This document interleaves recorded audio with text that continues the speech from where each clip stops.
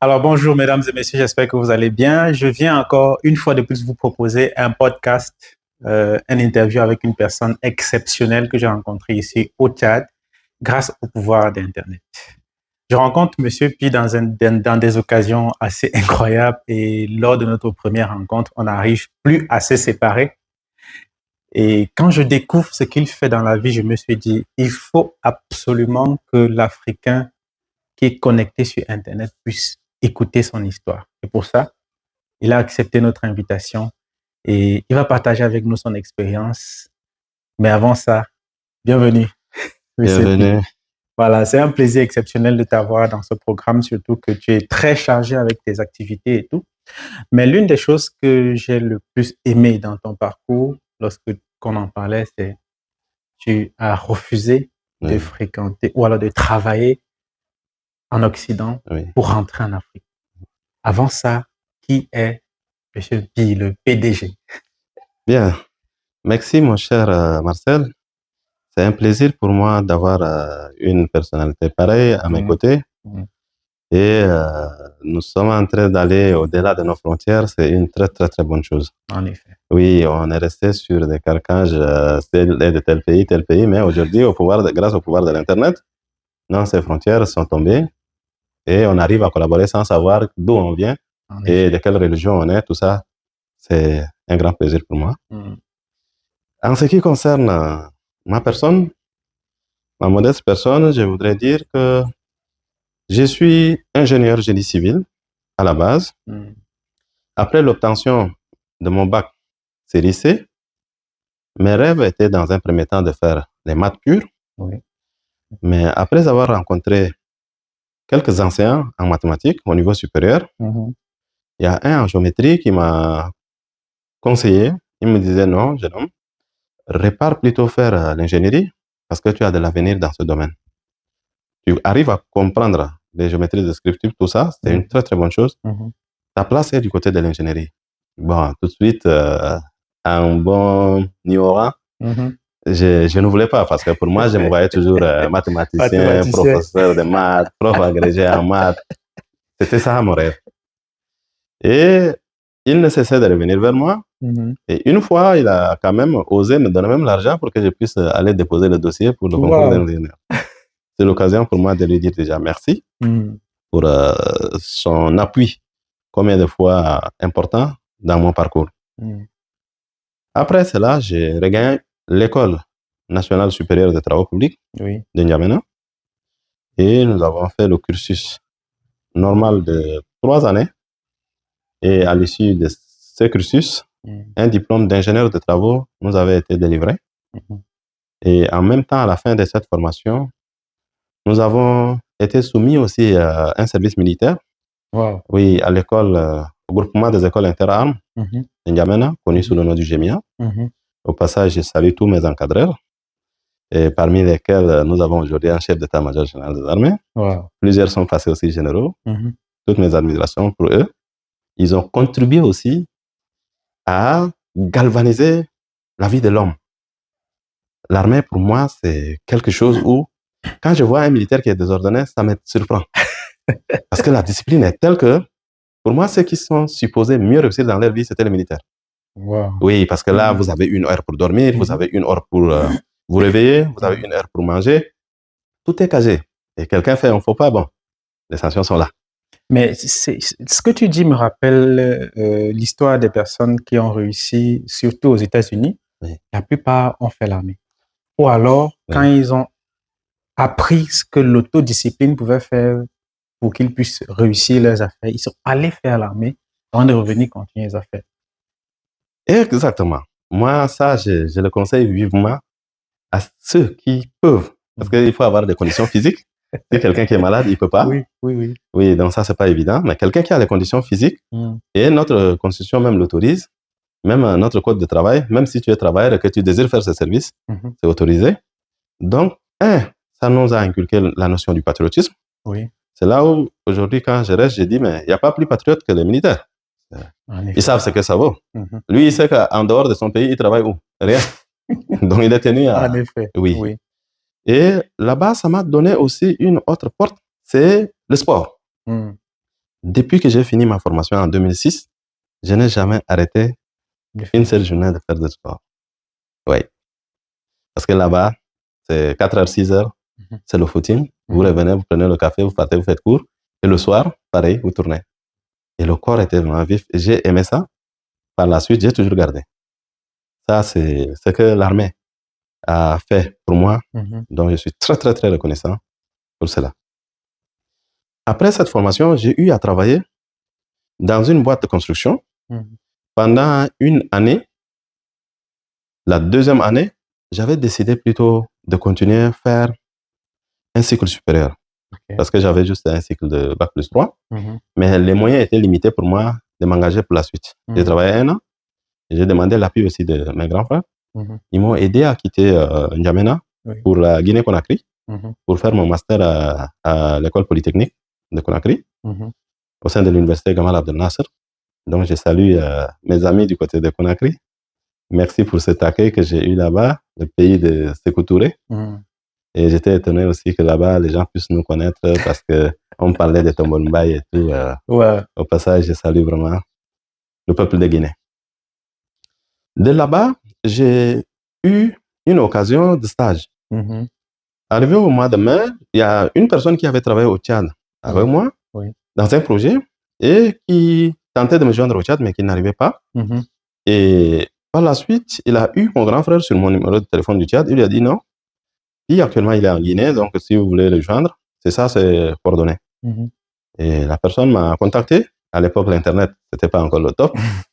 Donc, il m'a demandé est-ce que j'étais sur, à l'époque, je crois que c'était les Wi-Fi. Oui, et puis même Skype. C'était Skype. Non, c'était plutôt, notre communication était sur Skype. Et j'avais créé ma première boîte. Email. Non, email, ça, je l'ai fait déjà en 2002 au Nigeria. Mais ma page Facebook était créée en 2010. Wow. Oui, c'est là où j'ai connu Facebook, j'ai créé la page.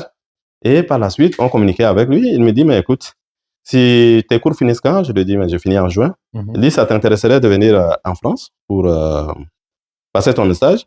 Parce qu'il avait un cabinet d'études. Donc, je lui ai dit, bon, mais les conditions sont un peu complexes. Il m'a dit, non, tu vas au niveau de l'ambassade de France à Conakry. Et quand ils vont te donner le formulaire, c'est qui doit venir de ma part. Je m'engage à te les fournir. Et de ton côté, ce seraient les documents administratifs. Donc, nous allons essayer. Arrivé en salle, quand j'ai commencé par chercher ces documents, beaucoup d'amis m'ont dit, mais tu n'es même pas dans ton pays, comment tu vas obtenir un visa ici? Bon, je me dis, non, non. Chacun a son étoile. À son étoile, quoi. Donc, j'arrive, je dépose le dossier et 5 jours après, je repars au niveau de l'ambassade et j'avais rencontré un joueur guinéen que j'étais fan, Pascal Fendron, qui était venu aussi à l'ambassade, il cherchait à repartir. Et je me suis approché, j'ai dit, mais est-ce que c'est bien Pascal? Il me dit, oui, tu me connais où? J'ai dit, non, moi je suis tchadien, je le suis dans le foot et tout. Ah, il était très, très content. Hein? On échangeait finalement, on est entré à l'ambassade. Et la belle dame m'a posé la question, qui êtes-vous, monsieur? J'ai dit, c'est Pi Dankere. Elle dit, tiens, vous avez votre visa, donc bon voyage. Voilà comment les choses sont parties. Après cela, j'ai fini d'avoir mes examens et les résultats étaient aussi connus. J'avais pris mon billet et c'était exactement le 21 juin que je débarque à Paris. Et je me souviens de l'aéroport, nous sommes allés directement pour la fête de la musique. Oui, les gars étaient déjà programmés, donc ils ne pouvaient pas rater. Ils m'ont proposé directement, au lieu d'aller droit à la maison, c'est la fête de la musique, donc on y va. Nous avons fait d'abord aux festivités et nous sommes arrivés à la maison. J'ai été accueilli. La journée suivante, on m'a indiqué où est-ce que je devrais loger et tout. Donc, la troisième journée, je suis allé dans le cabinet pour commencer le stage proprement dit. J'ai fini mon stage de 45 jours. Et entre-temps, j'avais mon patron avec qui j'ai travaillé ici à N'Djamena, était arrivé à Paris. Oui, il me dit, mais écoute, je lui ai laissé à l'époque un message. Il m'a dit, ah bon, si tu es à Paris, moi-même, j'ai un programme. Dès que j'arrive, je te fais signe. Et il me rencontre. Il me dit, écoute, j'ai quelques projets qui sont en cours. Au lieu que tu repartes directement en Guinée, je te propose de prendre un billet Paris-N'Djamena et tu repars à la date indiquée, tu peux repartir en Guinée. Bon, j'ai dit, je vais réfléchir. Après, il m'a dit non, ça doit pas l'impacter puisque les finances, il va les assurer. Wow. OK. Donc, je quitte Paris, je passe par N'Djamena, je viens, je fais un travail d'une semaine et après, je reprends ma route pour Paris. Et quand le jour était arrivé, j'ai pris maintenant mon vol de Paris en passant par Casa et j'arrive à Conakry. Je reprends maintenant le cycle normal, je termine mon cycle de conception. Et étant là-bas, je découvre une école qui forme dans le domaine de structure, des tunnels et de la géotechnique. Okay. Oui, c'est des matières qui, pour moi, ça me parlait beaucoup.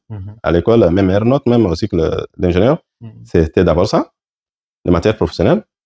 Et je me suis renseigné, on me faisait comprendre que voilà, pour accéder, il faut être ingénieur bac plus 5. Et les conditions financières sont tant. Il faudrait procéder à cela. OK.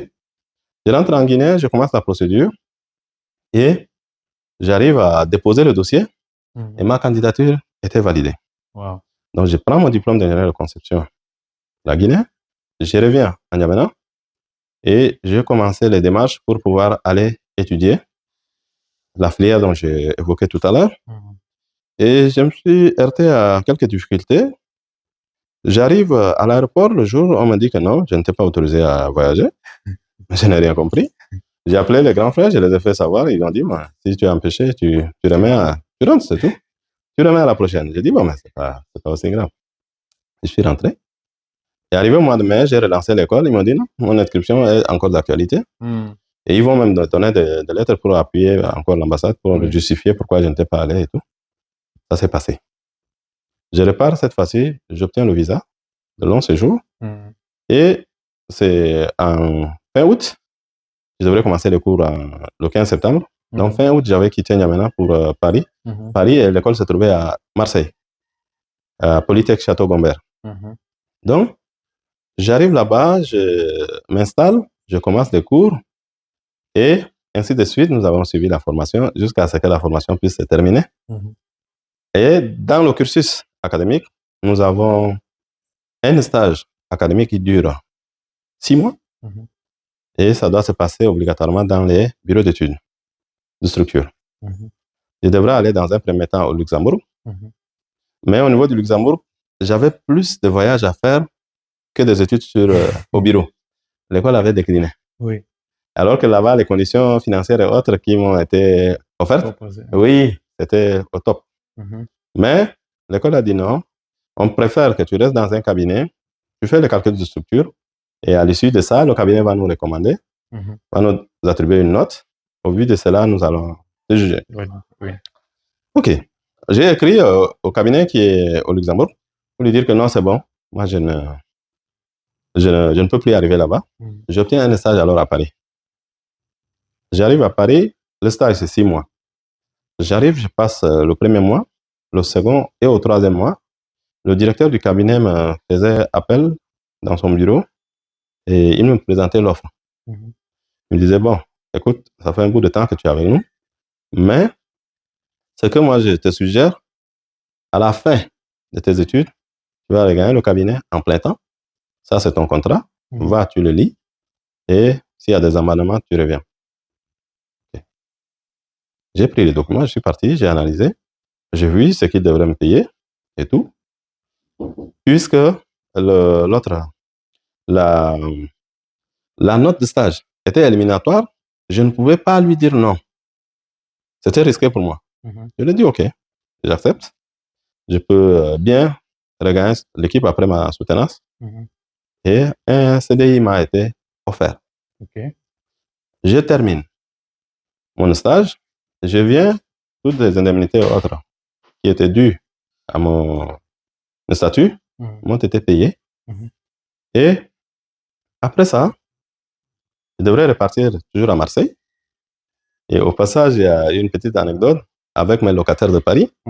Ça, c'est quelque chose que je n'oublierai jamais, sinon je serais ingrat de ma part. Là où j'avais loué pour mon stage, on s'est accordé vraiment le coût mensuel du logement. Mais un mois passé, je viens pour payer le mois par chèque bancaire. Et le monsieur était assis au salon, il me dit, bon, que je patiente, je prends place. Et il fait venir son épouse. Elle était assise à ses côtés. Et c'est elle qui prend la parole. Elle me dit, mais écoute, toi, ton passage chez nous, c'était plus bénéfique que l'argent. Donc, moi et mon mari, nous avons décidé de t'héberger de manière gratuite. Wow.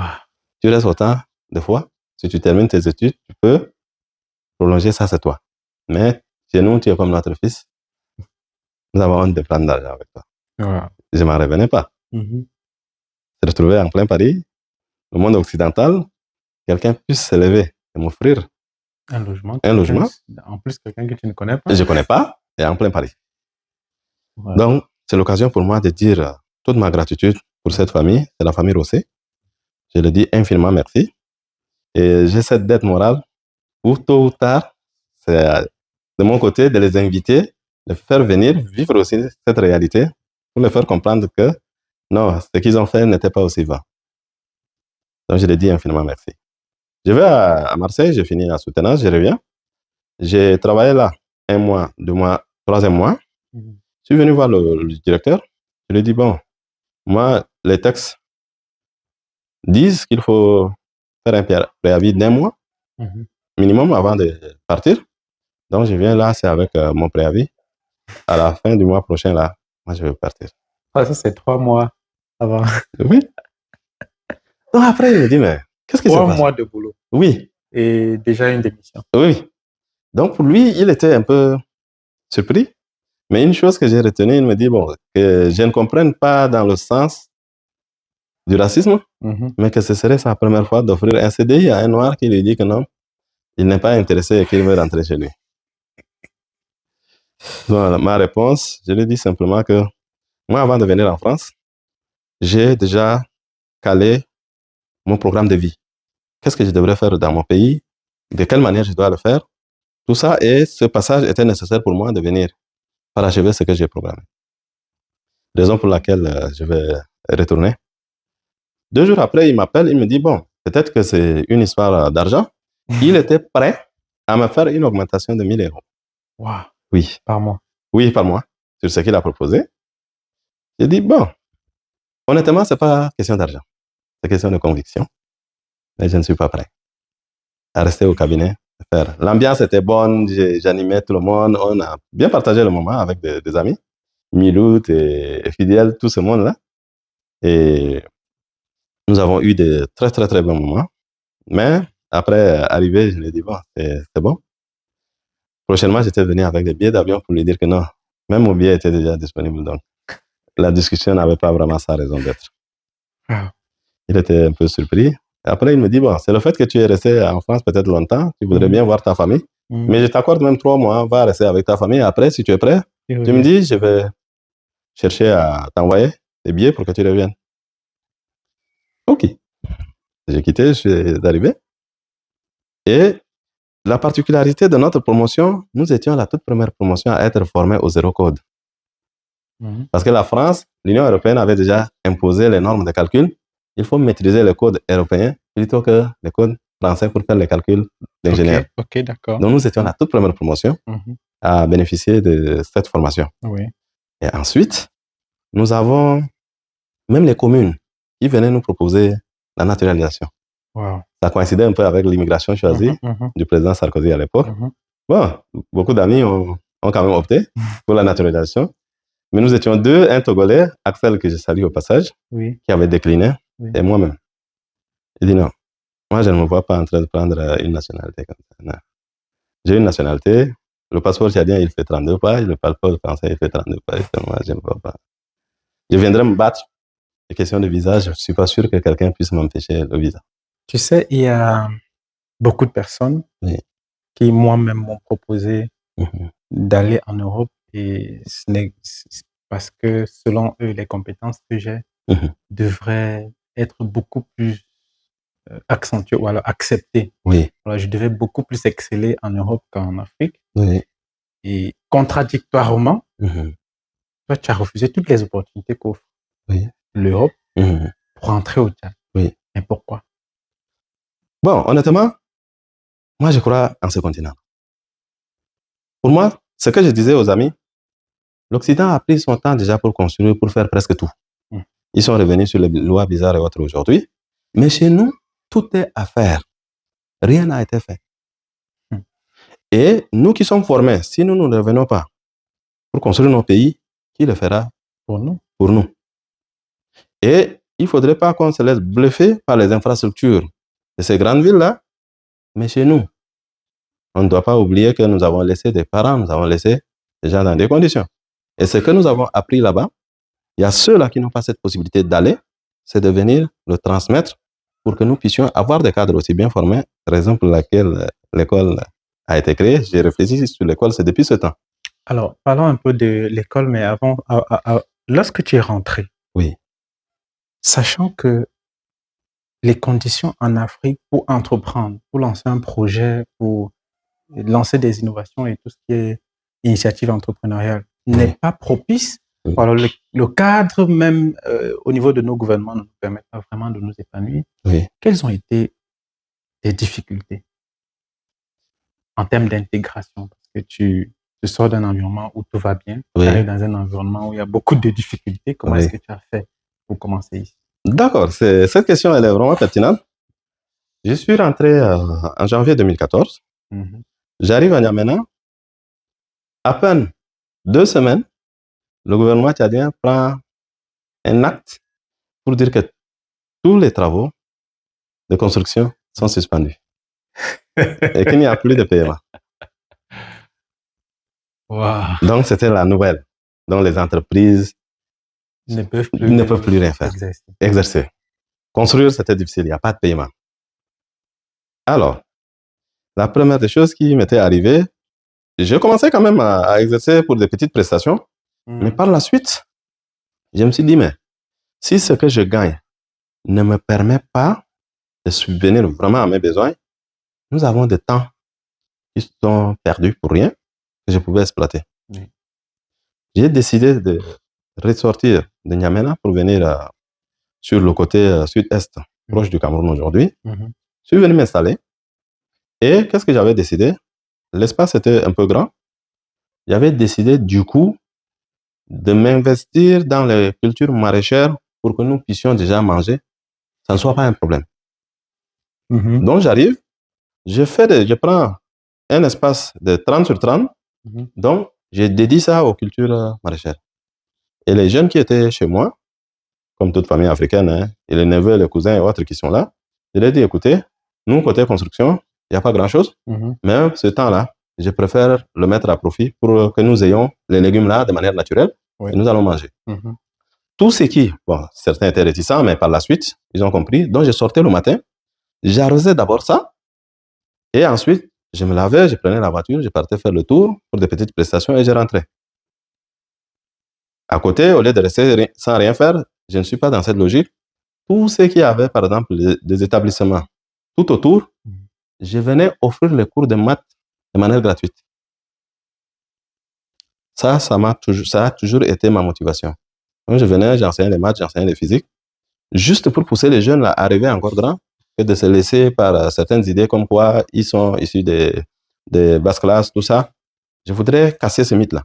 Ils peuvent aussi arriver. Un mois après, on a commencé par avoir nos légumes sur place. Tout ce qui venait du marché, c'était seulement la viande ou du poisson. Tout le reste, c'était à la maison. Avec un petit élevage, on a commencé par harmoniser notre vie. Et quand la saison de pluie était arrivée, j'ai passé mon temps à télécharger des cours sur comment produire le riz. Quand j'ai eu beaucoup de cours sur YouTube, celle que j'appelle l'université mondiale, donc je suis allé sur YouTube, comment on peut produire du riz sur une petite surface, mais avoir des rendements. Dès lors où j'ai eu ces cours, j'ai commencé par chercher quel espace je peux avoir pour mettre en pratique ce que j'ai appris. J'ai eu un espace et tous les jeunes, je dis, venez, nous allons travailler. Et les voisins qui étaient là, ils disent, mais toi, tu es ingénieur génie civil, qu'est-ce que tu viens chercher dans l'agriculture? J'ai dit, bon, c'est la fin qui va justifier les moyens. J'ai pris mes ficelles de chantier pour les transformer en outils de production agricole. Wow. Donc, même les riz étaient rangés par ficelles.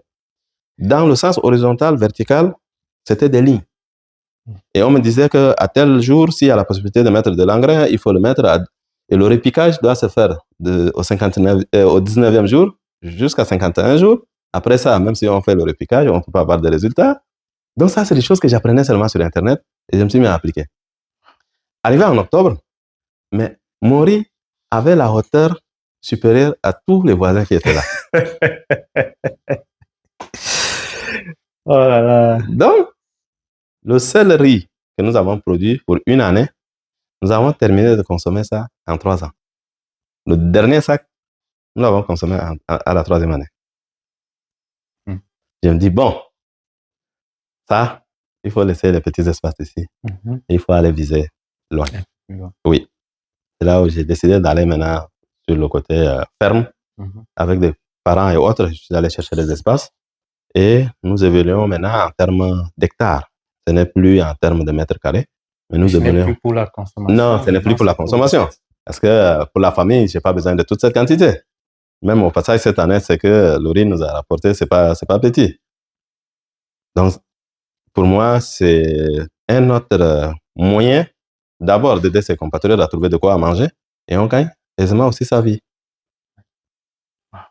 Voilà un peu les difficultés que j'avais eues et presque vers Et qu'est-ce qui t'a donné l'idée de mettre en place? Bon, on sait quand même que toi, avec beaucoup de lectures que tu réussis à faire et l'environnement ou alors tes projets, ton mindset, ta vision, oui. Tu as commencé déjà à dire que tu commençais très tôt à donner avec des formations gratuites sur les mathématiques. Et qu'est-ce qui a fait le déclic pour que tu commences à penser projet de centre de formation ou alors d'école polytechnique? Ok. Bien. Là, il y a 2 personnes que je citerai nommément ici. Au passage, j'ai eu mon professeur de mathématiques de seconde, Monsieur Ninambay, qui est enseignant aujourd'hui au département à Farsha. En seconde, tellement que j'ai travaillé, je l'ai marqué, il m'a dit, mais écoute, peu importe ce que tu feras dans ta vie, prends un temps pour pouvoir transmettre les maths. Tu as ce don-là. Donc, quelquefois, s'il avait même des occupations, il me recommandait même pour traiter les TD pour les autres. Wow. Oui. Et la deuxième personne, c'est au niveau de l'École nationale supérieure de travaux publics. C'est Dr Sazoulan, qui m'a toujours dit, Monsieur Pi, si j'apprends dans ma vie que tu n'as pas enseigné, ce serait un mal. Oui. Parce que j'ai cette facilité de pouvoir transmettre. Oui.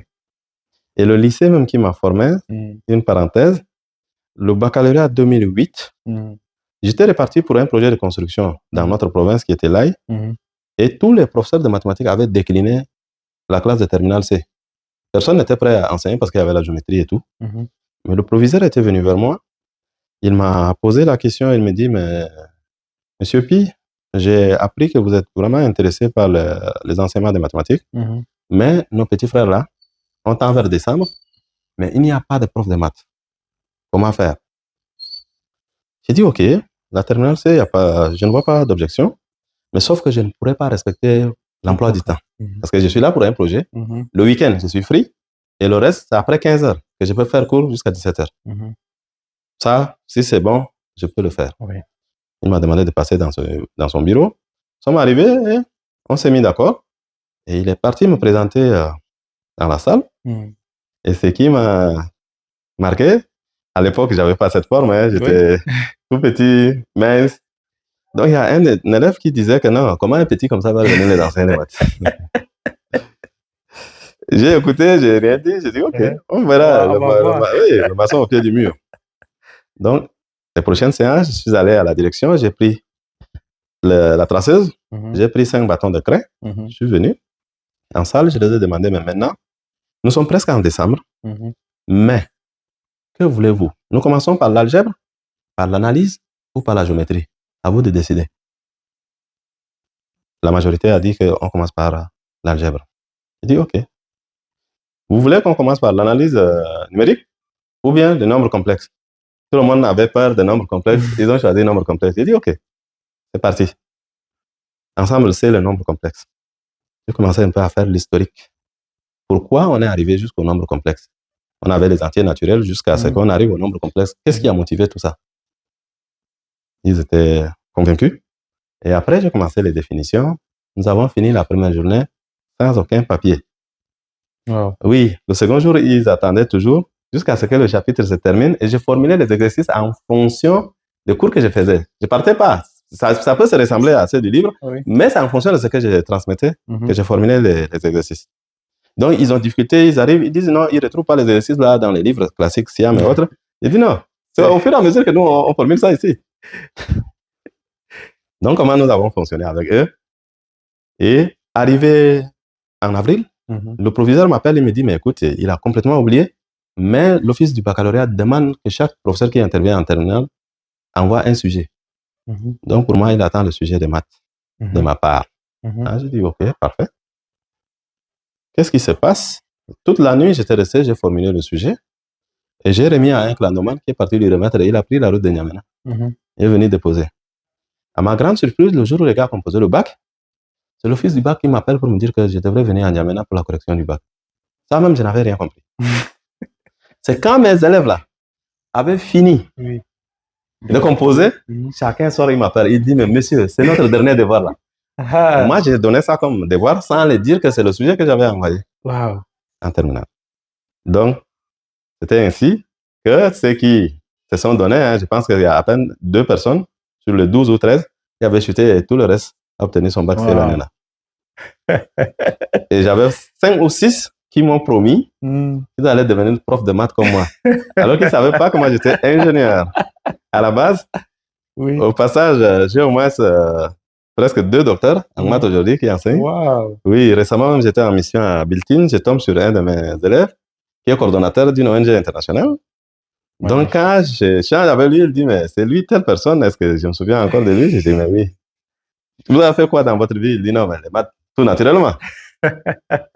Donc, c'est un peu... Il a trouvé en ça l'amour. Oui. Enfin, cela signifie simplement que c'est la façon de transmettre qui peut tout simplement nous donner une meilleure aperçu sur ce que nous avons comme éducation.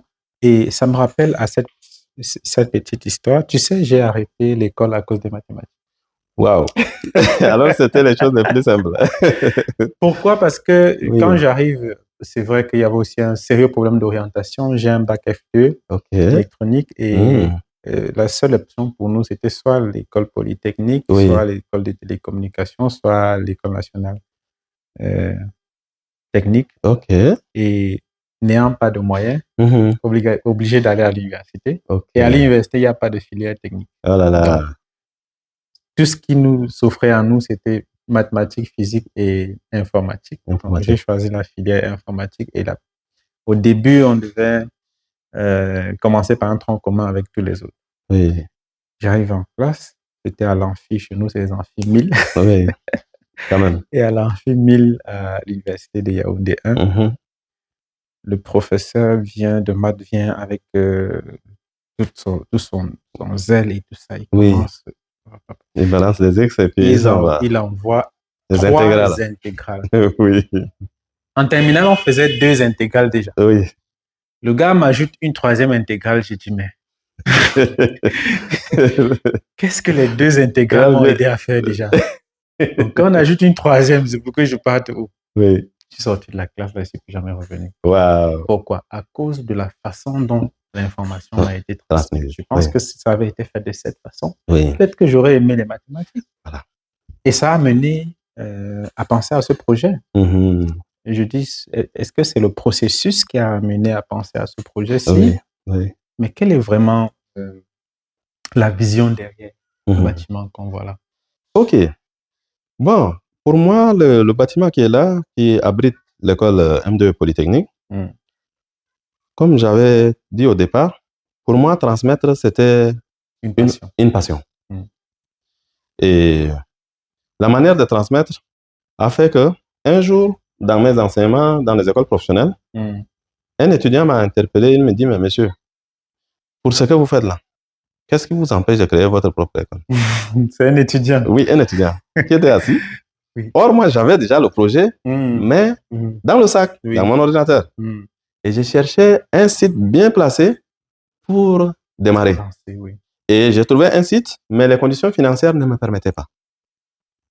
Après, je me suis dit, bon, ça reste dans l'ordinateur, dans le sac. Mais l'échange avec cet étudiant, je lui ai dit non, j'ai ce projet de création d'école. Mais les moyens me font défaut parce que trouver un site en plein centre-ville, les locations, c'est minimum 500 000 francs le mois. Et au départ, c'est pas sûr d'avoir beaucoup d'étudiants pour pouvoir tenir. Sa réponse était un déclic.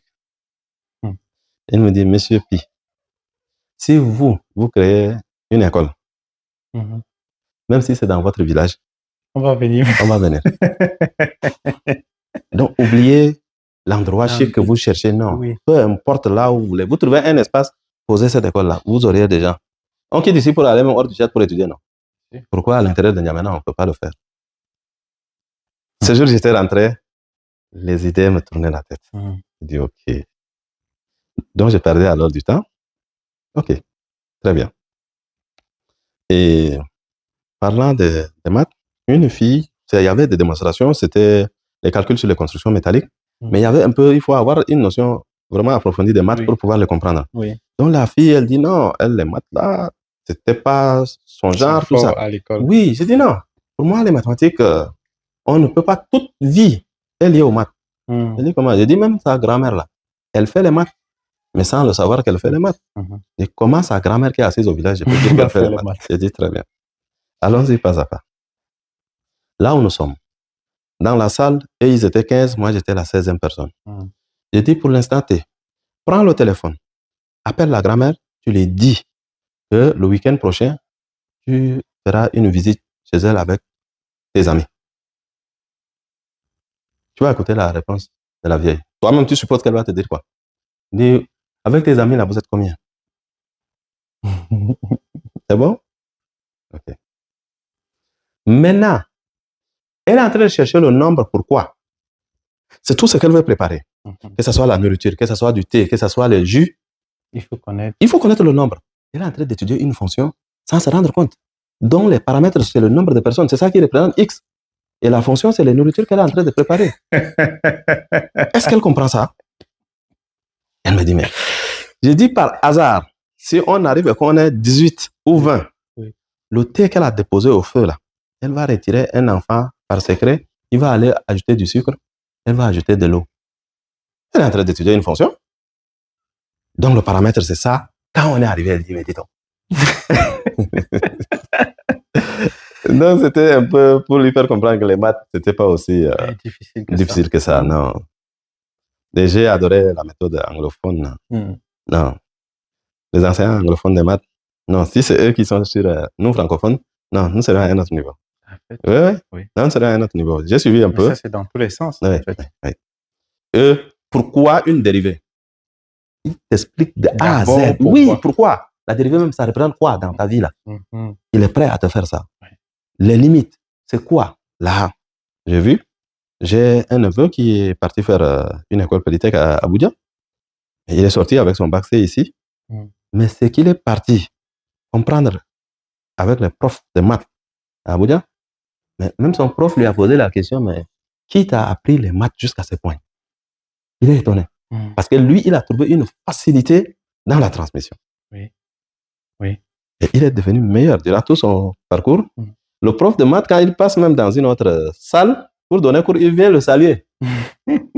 Il l'a préparé même pour lui dire, il prépare les concours de maths au Nigeria. Parce qu'il dit, tu ne peux pas connaître tout ça et puis rester. Il a fait l'architecture.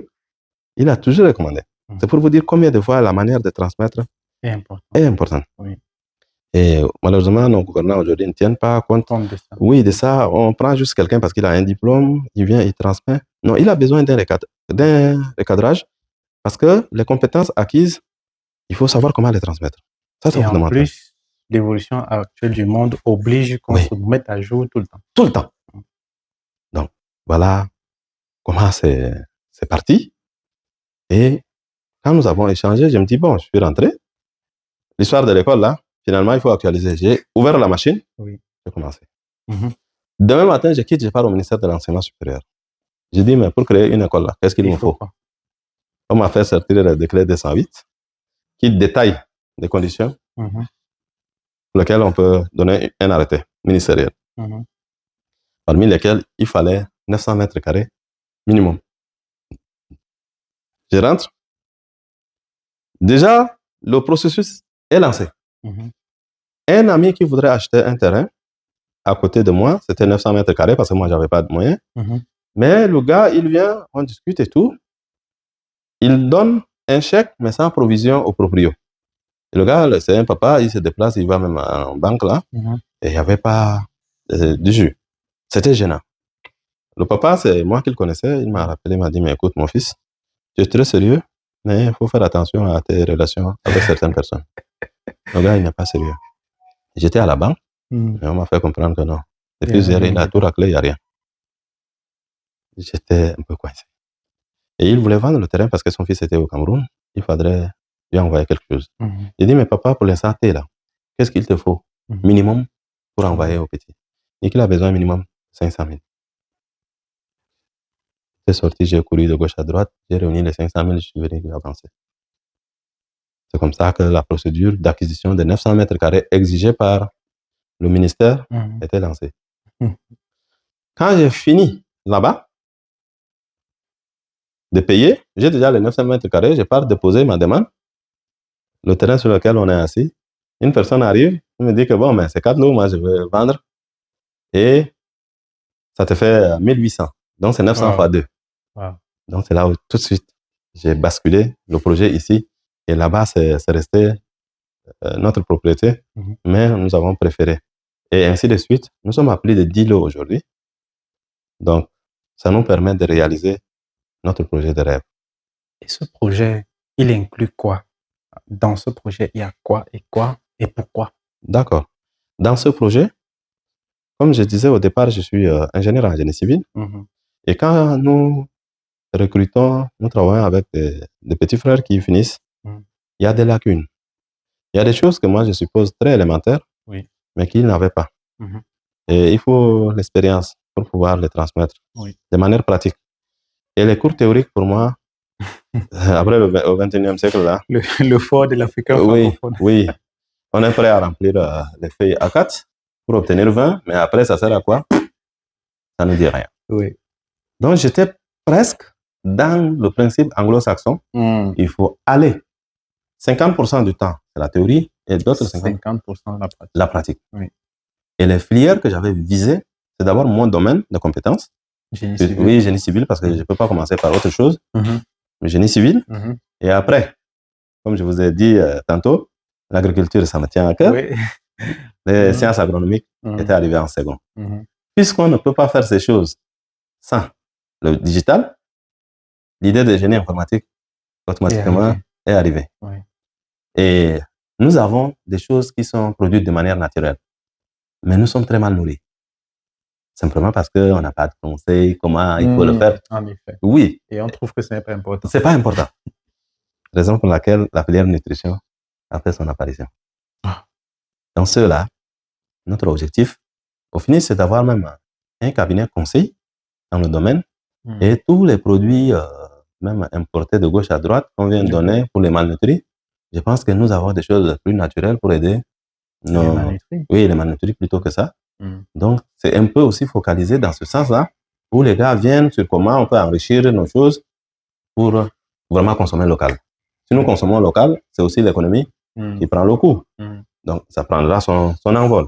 Oui.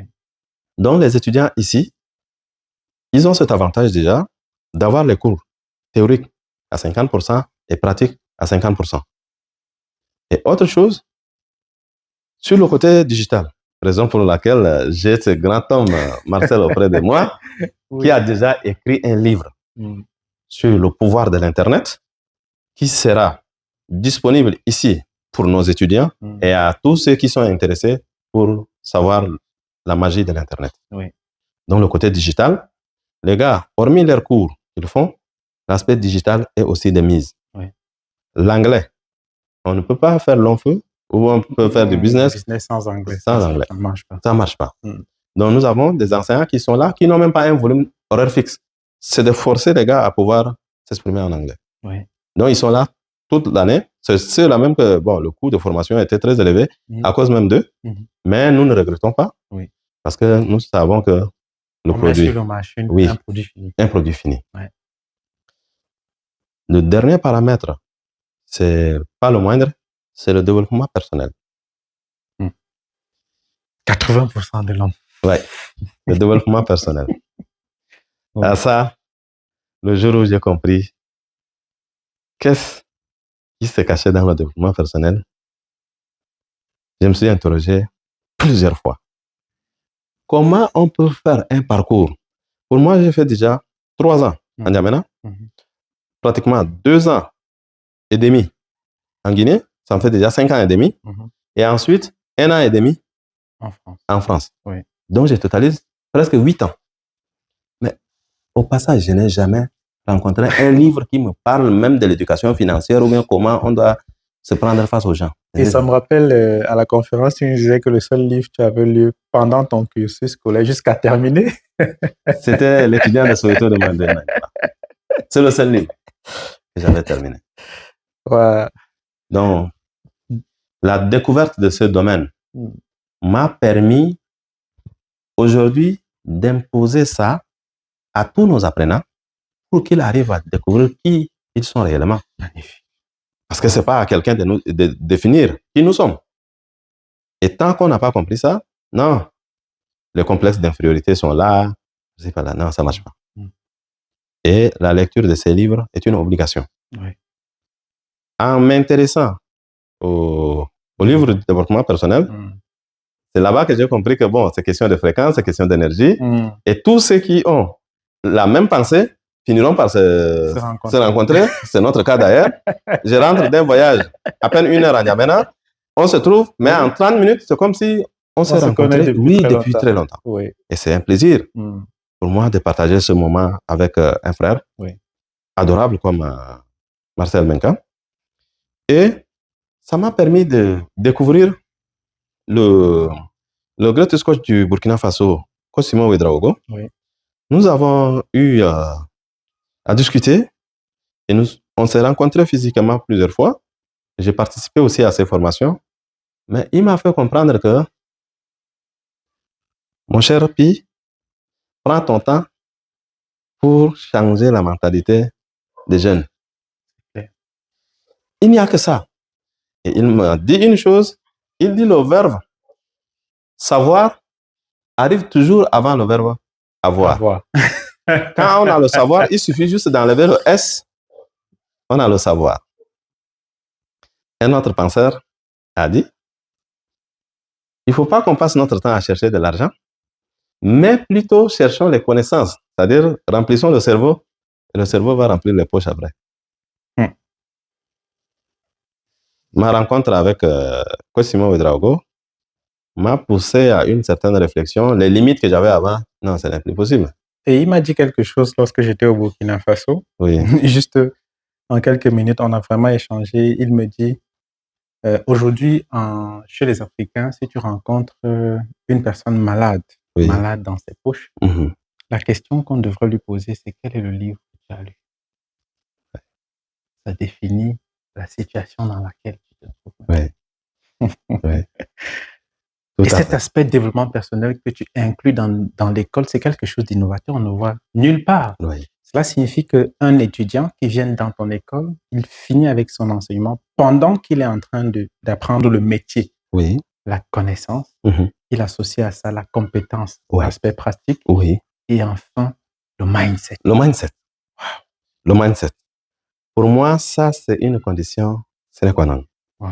Les étudiants qui sont ici, j'ai garanti à leurs parents qu'ils ne viendront pas les emmerder qu'ils cherchent de travail. Non. Aujourd'hui, si quelqu'un souffre, c'est de sa faute. S'il a réussi, c'est aussi grâce à lui. C'est grâce à lui. On est en mesure d'obtenir ce qu'on veut. Et il n'y a pas une histoire de chance. Non, ça, c'est un langage de faible. Nous avons une relation de cause à effet. On prend la farine, on met de l'eau, on met au feu, on va obtenir la bouillie. Et rien d'autre. Oui, Patrick fait la même chose, il va obtenir. Le frère Marcel fait la même chose, il va obtenir. Donc, il n'y a pas de raison. Il n'y a pas d'à peu près, il n'y a pas de peut-être. Il faut prendre son temps pour apprendre et les choses là vont s'enchaîner de manière De naturelle. manière naturelle. Et Oui. quelqu'un, c'est Napoléon Hill, qui Oui. écrit depuis les années 50. Mhm. Et lorsque tu regardes un peu, lorsque tu as lu ce livre, tu comprends que on ne réinvente pas la roue. On n'invente pas Ça la veut roue. dire que les données pour réussir sont établies et tu pratiques, ça marche. Exactement. Alors, ça me permet de revenir à une observation que j'ai eue pendant que tu as donné ton parcours. Oui. Et tu as parlé de fréquence. Oui. Je vais ajouter à ça les ondes positives. Ça, c'est pratiquement la même chose. Oui. Est-ce que tu ne te rends pas compte que les choses te sont arrivées de façon naturelle, que tu n'as rien compris? Si, ça je le confirme. À ton avis, quelle a été la raison pour laquelle chaque fois que tu as entamé un projet, il y a une solution à côté qui t'attend? Bien, à ce niveau, je veux un peu paraphraser cet auteur américain, Zig Ziglar, dans Rendez-vous au sommet, son livre que je recommande d'ailleurs à tout mon passage. Lui, il a dit ceci. Tout ce que l'homme veut obtenir dans sa vie, qu'il le fasse à autrui. Et pour lui, ça vient de manière naturelle. Wow. Et quand on le fait, c'est sans arrière-pensée, sans rien attendre en retour. Si la personne est reconnaissante, c'est un bonus. Mais sinon, il ne faut même pas se soucier parce que la nature humaine, elle est ce qu'elle est. Demain, tu vas t'énerver pour dire que non, tu as fait de lui ce qu'il est. Non. Toi, c'est l'univers, Dieu qui gère le reste. Ce que tu veux obtenir, fais-le à autrui. Et chez toi, ça arrive de manière naturelle. C'est la notion du partage. Oui. Dis-nous en plus. C'est quoi effectivement? Il faut ceux qui te suivent, qui t'écoutent, ne vont pas vraiment comprendre parce que certains vont appeler ça de la chance. Ou encore que tu as été bien entouré par des personnes qui t'accompagnent, tu es issu d'une famille pauvre. Qu'est-ce que tu veux dire effectivement par partage? Bien. Par partage, même si nous repartons un peu dans les livres religieux, c'est recommandé. La dame qui avait quoi? Une petite quantité de farine, mais quand elle a offert aux autres, ça n'a jamais cessé de s'augmenter. Ça, c'est une parenthèse. Mais la notion de partage, il ne faut pas attendre que ça soit beaucoup avant de partager. Moi, j'ai du mal avec les jeunes. Aujourd'hui, dans nos pays africains, plus précisément au Tchad, les gens se vantent parce qu'ils ont un diplôme, un papier A4 où on a écrit son nom, on a mis le cachet. C'est suffisant pour lui de se vanter au quartier et il prend son temps, il se lave, il prend la chaise, il suit l'ombre comme le margoya. Comment peut-il réussir dans sa vie? Son père a dépensé déjà de l'énergie, de l'argent pour le former. Après, il se retrouve encore à discuter la télécommande avec ses petits frères au salon. Il a le courage même d'envoyer un message à son père pour dire que l'abonnement est terminé. Non. À ce moment-là, moi, je trouve cela anormal. Quelqu'un ne peut pas me dire qu'il a une licence en biologie, une licence en maths, une licence en histoire. Pour moi, la meilleure manière, c'est celle-là d'aller proposer même des offres à des personnes. À travers ça, quelqu'un forcément va le découvrir et il aura une porte d'ouverture. Moi, j'ai un jeune que j'ai choqué quand j'habitais Moursal, un quartier populaire de N'Djamena. Le jeune, il faisait quoi? Il avait le diplôme, mais tous les jours, grand, je peux avoir 500, je peux avoir ceci, cela. Je lui donnais. Mais un jour, je lui ai dit, mais est-ce que tu sais que les 500, toi-même, tu peux les obtenir seul? Comment je peux lui dire, il n'a pas de boulot, il a déposé partout, tout ça? J'ai dit, mon ami, je te dis une chose, c'est les actions qui comptent. Dieu, il nous regarde. Et il y a un proverbe arabe de chez nous qui dit, Min takot sakit, akher akadem sakit. Rester sans rien faire, c'est mieux d'aller travailler sans rien gagner. Wow. Wow. Oui.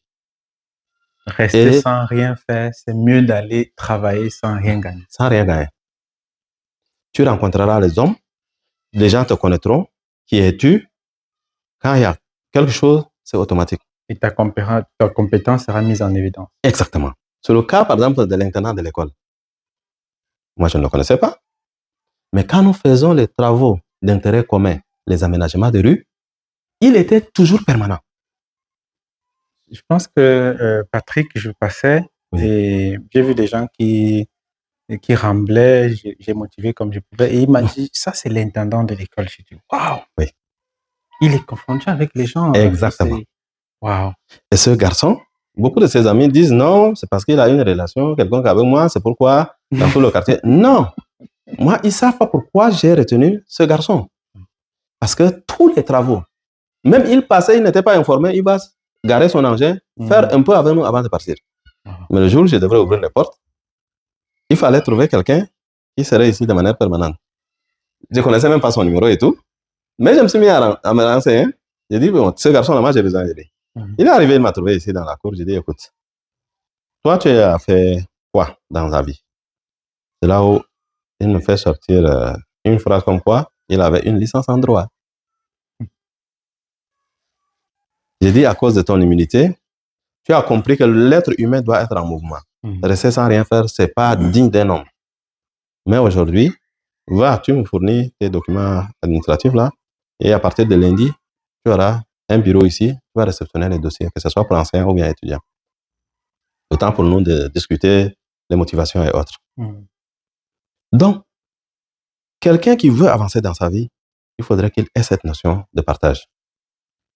Et quelque chose qui m'a trop marqué, un jour, une femme guinéenne m'a dit ceci. Elle se peinait absolument à ce que je puisse manger sa nourriture. Nous étions voisins. Moi, j'ai dit non, elle fait déjà la cuisine pour ses enfants, tout, mais moi, elle avait des enfants qui étaient ailleurs. Oui. Mais il y avait les plus petits. Mais tellement qu'on a sympathisé avec les enfants de la dame, un jour, elle m'a dit, mon fils, ta présence ici a apporté beaucoup. Maintenant, j'apprends que tu vas partir, mais je ne sais pas comment les enfants là, tu vas prendre ton vol là à une heure où ils dorment. Sinon, moi, je ne sais pas comment ils vont gérer ça. Et c'est ce que j'ai eu aussi à faire. Donc, la dame m'a dit que le fait de partager, et là où elle est, elle me donne à manger sans connaître d'où je suis. Ces enfants qui sont ailleurs, en train d'étudier et autres, auront une nourriture par l'intermédiaire d'une personne qui ne les connaît pas aussi. Ça, c'était quand même fort pour moi. Elle dit non, une femme qui s'occupe des enfants d'autrui, ces enfants ne vont jamais souffrir dans leur vie. C'est l'occasion pour moi de dire à nos femmes, nos sœurs, de revoir un peu leur comportement vis-à-vis des enfants des autres. Tout à fait. Oui, il faut être humain. Il faut partager. Il ne faut pas regarder forcément que non, c'est mon enfant, c'est moi qui l'ai mis au monde, c'est celui-là que je veux m'occuper de lui. Les autres, non. Non. La vie ne fonctionne pas comme ça. Tant qu'on fait du bien, on récoltera. Pas forcément de la personne à qui on a fait du bien, mais la nature s'occupe de ça. On ne va pas continuer encore plus longtemps avec cette interview. C'est tellement riche qu'on s'est dit il faudrait qu'on refasse encore une autre, mais cette fois-ci dans un environnement un peu plus intéressant, avec des appareils encore plus intéressants. Donc, on va reprogrammer ça. Il sera très probablement dans les mois qui suivent avec le PDG Pinankiri. En fait, ce que je voudrais que vous vous rappeliez tout au long de ce parcours, de son parcours, et il n'a pas fini d'expliquer son parcours, c'est il a donné pour recevoir. Il a donné pour recevoir. Et vous qui me regardez, qu'est-ce que vous avez donné à qui pour espérer avoir ce que vous cherchez? Je vous donne rendez-vous dans un autre programme, toujours avec des invités toujours plus intéressantes que d'autres, pour que vous puissiez être motivés, afin qu'ensemble, nous puissions changer le visage de l'Afrique. Et avant de partir, un dernier mot pour les personnes qui nous... Bien. Pour moi, c'est un remerciement pour tous ceux qui nous suivent ou qui auront l'occasion de nous suivre. Et je voudrais profiter de cette occasion pour le dire, de se mettre au travail. Comme le scientifique le plus recalé pour moi du monde africain, Cheikh Anta Diop, nous a dit, à connaissance égale, la vérité triomphe. Jeunes Africains, mettons-nous à apprendre des connaissances universelles. Ne nous fions pas au diplôme qu'on nous donne. Il y a d'autres compétences. Aujourd'hui, quelqu'un qui ne connaît pas le digital, bon, il sait ce qu'il attend. Même les billets d'argent dans nos poches vont disparaître d'ici peu parce que la crypto-monnaie, même les BRICS ont déjà validé cela. Même Trump, dans son dernier discours, a parlé déjà de la crypto-monnaie. Donc, sur ce, je dis merci et merci à mon cher frère Marcel Menkam et notre accompagnateur Patrick qui a aussi pris son destin en main. Merci. Allez, on se dit à très bientôt pour un autre direct, pour un autre interview avec une personne aussi intéressante. Et rappelez-vous que nos conférences, ça se passe souvent en ligne et aussi en présentiel. Donc, restez scotchés sur nos pages pour pouvoir maîtriser nos horaires de formation et de conférences qui sont pour la plupart gratuites. Allez.